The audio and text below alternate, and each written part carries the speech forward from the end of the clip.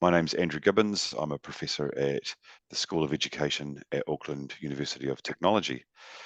My background is as an early childhood teacher, and that really drives my thinking about the intersections of design and education and my role as a teacher. So, a strong commitment to learning through play, and also a strong commitment to questioning what it is to talk about things like play. So that emerged in my doctoral work, where I questioned play as a form of technology that we use to insert into a child's life to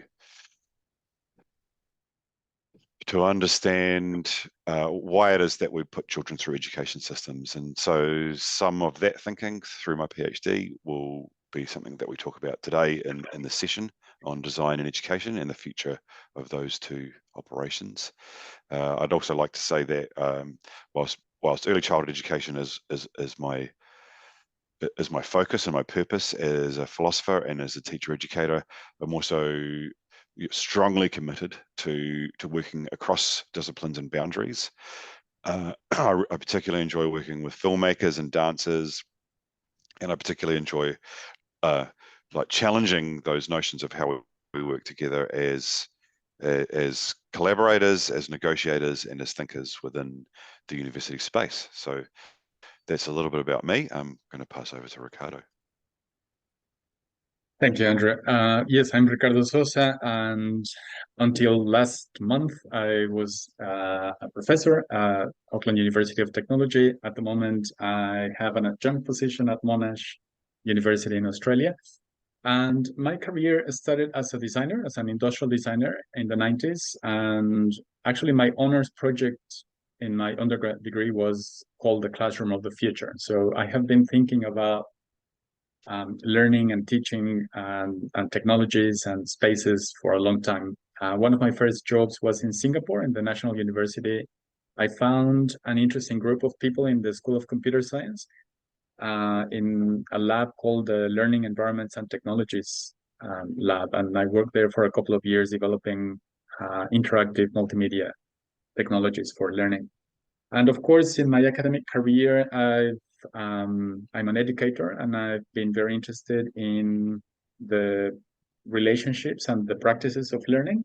As a lifelong learner, I recognize a lot of my learning has been self done, or done with communities or and groups outside of the classroom, outside of the formal curriculum. And so, yeah, that's my background. I work in the space of design and creative technologies. And I think that's good for the introductory part. So we're going to move next to talk about how we met, what we share, our shared interests between education and design, and some of the key moments of connections and resonances between our work. So, Andrew, you want to go? We became colleagues around a number of projects that didn't particularly focus on the project. It wasn't the project that brought the designer and the teacher together. It was the capacity to be particularly motivated by certain concerns or certain aspirations. And the first one, so when you understand the importance of asking questions about design and education, you have to understand the importance of your motivation or your will. And for us, I think that was around the importance of social justice. That when we began recognizing what motivated us to question and explore and research and challenge our own practice and the practice of others, and our concerns around curriculum across a variety of different educational contexts, it was the question of social justice, and in particular, the question of emancipation.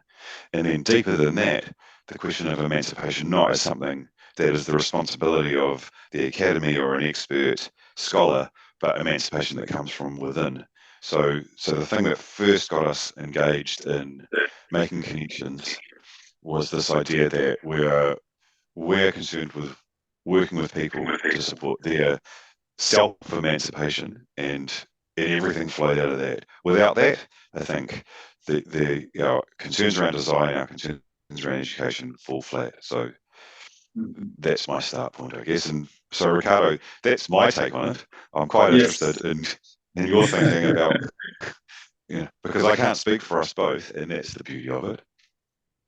No, absolutely. I mean, we had previous discussions and we have actually a long list of things, but yeah, I think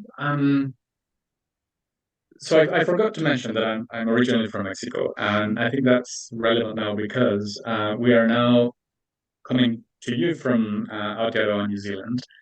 And another thing that I realized over a period of our collaborations has been that we've both been travelers in our lives, and we've both lived in different places, and and here I only speak for myself, but that has also so being originally from Mexico and then traveling around the world extensively in Asia has also made me very aware of the injustices in terms of access to education, but also in terms of the effects of education. And so I think, yeah, that's definitely something that brought us together, that mutual interest in the future and more uh, fair futures. And that also brought us into, because another element in our collaborations was meeting a group of teachers at a local high school in South Auckland, um, who also shared a lot of these values and aspirations and ideals. So that partnership with the local teachers also brought us together. Personally, and again, I think Andrew shares some of this, but he will speak to that. I'm very interested in the creative possibilities of technology and also the ways of using technology in more critical ways, in ways that are more open and less private. So I come from the time when the internet, the web, was this dream of more universal access, more democratic access to information. And it was obviously in the last 20 years, 25 years that we saw the privatization of the internet. And that is my fear when I see new technologies like robotics, tech for education now, large language models and AI. It's always, I think that there is always a risk of using these technologies in ways that benefit a small minority of people rather than most people. So we both, I think, anticipate the risks and the perils, as well as the opportunities with technology, and that has brought us together as well to talk about science fiction. Um, but I'll let Andrew complement that idea from there. For sure. I mean, uh, here's the provocation, I think, for us to think about that every moment of exploring what is a future innovation or technological disruption in education should be led by the Luddites, right? So this would be typically almost heresy within like educational technologies to suggest that it's the Luddites that should lead. But for me, the Luddite is the person that questions and understands the impact of technology on one's life and one's community. Luddite doesn't mean um, rejecting technology. Luddite means to go, how is this technology going to have some kind of influence over my future or the future of my world? So so the start point should always like how do I take the approach of the Luddite in relation to the technological questions and the design questions that that I that I want to explore as an educator and as part of a school or an educational community. And that's why science fiction, I think, has a particular function to play because it plays poetically with disruptions and eruptions to slow down and to think what if and why. And the awesome thing about good science fiction also is that it suddenly turns us into a realization of how is this not already the case? So if we think, for instance, of the the future of being able to download information directly into the brain of the learner, um, and wondering about what it is that we're currently doing towards that future as if it's a good future, and then asking ourselves as teachers, how is it that we're not doing that already? And that's where science fiction is excellent, because when we watch a character that can suddenly flick a switch or take a pill and suddenly they know something, that actually begs us to ask, how is it that we think about education as if it's somehow different to that?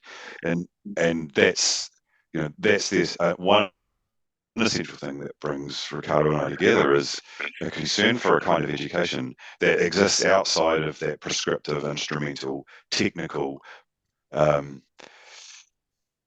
highly regulated, highly anxious, perhaps even,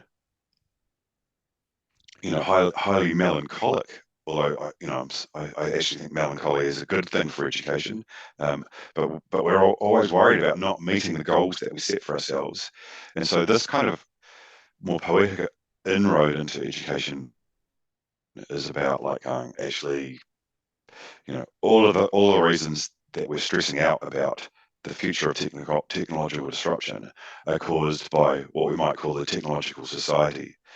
So the French philosopher Jacques Ellul, wrote about the technological society not as a society full of computers, but as a society that thought computers were the answer to the future of its technological problems. That's just, science fiction, I think. yeah, I'll just Please, jump in there. Um, before I go too far into that hole. Yeah. oh, that's fine, man. We'll have to move into like the actual projects that we've been doing, but a Okay. note before we do that. I think what you've done here is illustrate the type of, so when you do a PhD, when you finish your PhD, and then you start doing other things, you become a supervisor of research and a principal investigator and all of that. And then with that, I mean, it's a really interesting and good experience. But with that comes at least an institutional expectation that you are no longer the learner. You are now the expert and the teacher. And one thing that I want to say here is that in our collaborations, I've always felt like a PhD student. Um, and I've been lucky to form teams or find people in the university that would normally not even talk to each other. So people who are have their offices, their appointments in different schools, in different faculties, and people who would normally not talk to each other. And I've been very lucky to co-supervise research, to go after some funding with people like Andrew, and just sitting there and listening to each other and learning from each other. So I feel that there is a mutual interest and a mutual respect for, um, maybe a metaphor is what I think of as the oceans of ignorance. So the oceans of ignorance that connect our islands. And coming to this talk from Aotearoa, New Zealand, from the South Pacific, where that was something that I found really interesting here with the Polynesian culture that doesn't perceive the ocean as a barrier between islands, but it's a connecting it's a connections between different islands. And so identifying that because of our academic and personal trajectories, we end up being an island of knowledge, however small or not, or whatever the metaphor is.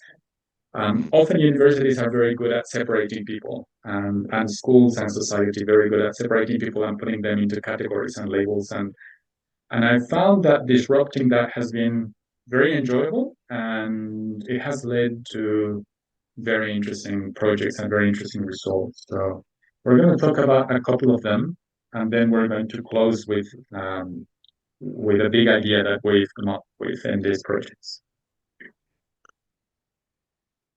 Yes. So there's two projects I'd love to talk about a little bit, and the first one is actually the one that's ongoing rather than kind of coming to its close, or at least coming to the end of a project. So one of the things that Ricardo has led in terms of this real like commitment to bring people together is a group of academics within AUT and outside of AUT who are particularly interested in children's experiences of out of school programs.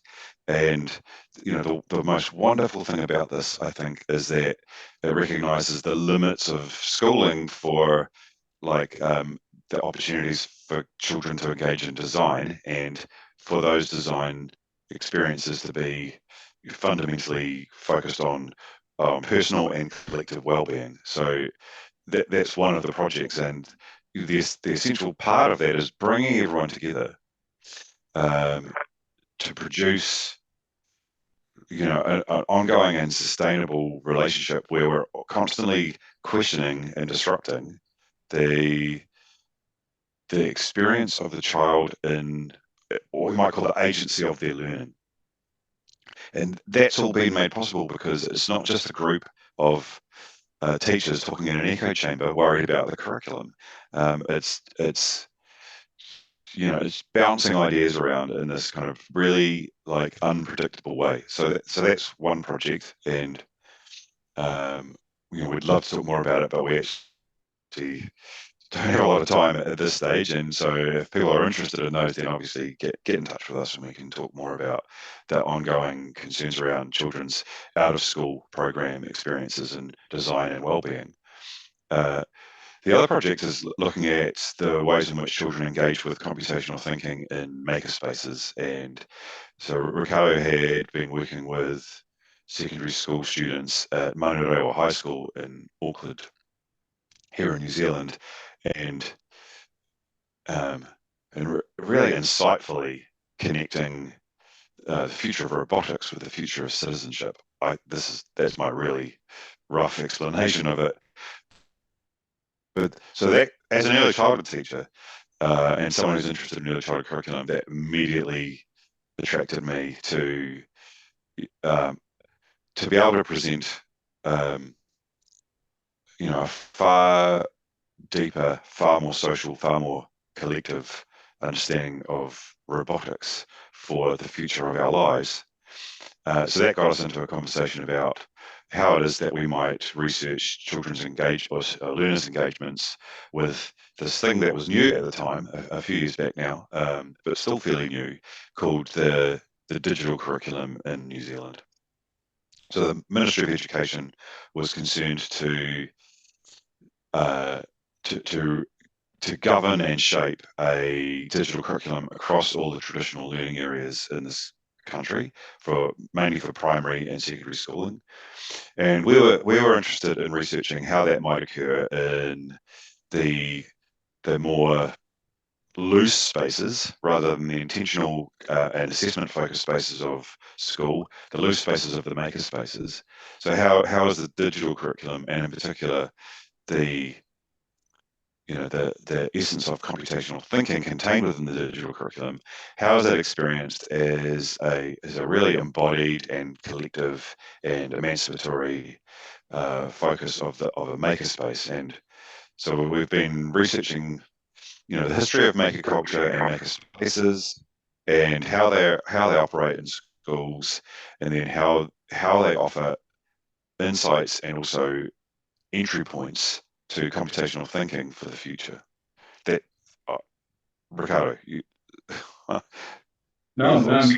I'm very happy listening to you. And I think the only thing that I want to bring to this kind of like introduction about the project is, for me personally, one of the, if not the main insight that came from this project is spending time at the makerspace and working with the students and the teachers. Um, I think it was the fact that, or the idea by default, that when you bring a new set of skills like computer programming into education, mainstream education, there is this immediate idea from the policymakers, from many teachers, that step zero in the code, in the algorithm, step zero is to train the teachers um, in computer code so that then they can teach it to the students. So I'm just taking one piece of the computational thinking construct, which is much broader than just coding, but I think it's a good representation. And when you question that assumption, that logic, and you think, well, no, hold on, um, maybe you don't need to turn teachers into coders so that they can teach code to the children. Maybe things can be different. And I'm not going to go into too much detail there because it would take me like an hour to explain all the details. But the essence that both teachers and students are learning not only to code, which they can learn together, and some students will come to the classroom with their own experiences learning code. I've seen over the last 15 years students who bring Minecraft skills or Scratch or um, other toys, that digital toys that they've experienced, or creating worlds in Roblox, like things that they've done on their own interests, and they arrive in the classroom with a more advanced set of skills than most teachers. So identifying that the students can be way ahead of the teachers in terms of the typing the commands, and to be comfortable with that, and to be like, well, look, you don't need to be an expert coder, to to to talk to the children or to talk with the children about what programming means and what things should be automated in the future and what decisions coders make for others on behalf of others. So those conversations that would mean that coding is not only punching some keys to type the commands. And mind you, this was, as Andrew said, this was thinking that we started forming in 2017 and 18, right? Um, just recently, GPT-4 was demoed, and GPT-4 is very good at producing the code, right? So this is even more the case today, that it's the future of digital technologies are going to require much more advanced skills than typing code. And by advanced, so this is actually something that Andrew came up with in one of our early meetings, is advanced computational thinking. So how do we go to the next level of computational thinking that is not necessarily the mechanical or the instrumental aspects of knowing what commands to type, but thinking more deeply about what code really does and what it does in society and what it does to our individual mental health and physical health, and to our relationships with other people, and the knowledge and the know-hows, and how it feels to play or to learn or to be human or to talk to other people. So all those things that are way deeper are more in community, um, more ethical, more critical.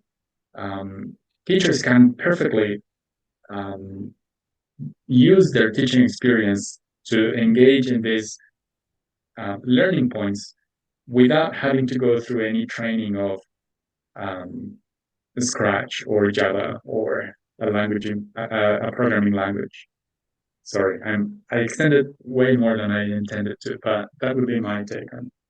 I think that's perfect, and it actually, perhaps in kind of summing up, leads to two scenarios that I'd like to suggest in terms of where we see this as being functional and practical and livable as a series of ideas and conversations, as narratives, but with like, really, really experiential implications. And so the first one, thinking about algorithms and asking AI to do something for you, is that the purpose of this work is to produce a future in which no student would ever be ever seriously contemplate getting someone to write their essay for them, right? That would be like, why would you rob me of the essence of my learning by suggesting that? So, advanced computational thinking is about the capacity to go, to laugh in an absurd manner when someone suggests, oh, well, you could just get you could just get ChatGPT to do it for you, and the student would go, "Are you serious?" So Why? that's Yeah. one. Yeah. Why would I do that? Why would I just undermine Yeah. myself as a learner Yeah. by doing that? And so no one will ever be anxious about these kinds of uh, this kind of software because it would always just seem absurd to even suggest it. And the second scenario is, is a future in universities or anywhere, but let's just say universities because that's where I work. A future where you don't find suddenly that your classroom space has been redesigned without any conversations with you. So, for those of you that work in various contexts, imagine that moment where you arrive after a break or, even after just a couple of days and you see that something has changed in the learning environment. There's a new piece of technology or a change in the structure of the building. And you wonder, how was that designed? Mhm. Like, and who had a conversation about this? So this advanced computational thinking is an idea in which you would never actually have to wonder that because you know that all the conversations that designers had about classroom spaces was a conversation that involved you necessarily, so that when your understanding of the connection between design and teaching, design and education, and technology and education is always something that you live daily because you're having a conversation with the very people whose responsibility it is to decide what kind of space you're going to be teaching in to the future designers, to the future teachers. So those are, I think, are the two scenarios that I'd like to finish on, if that's okay.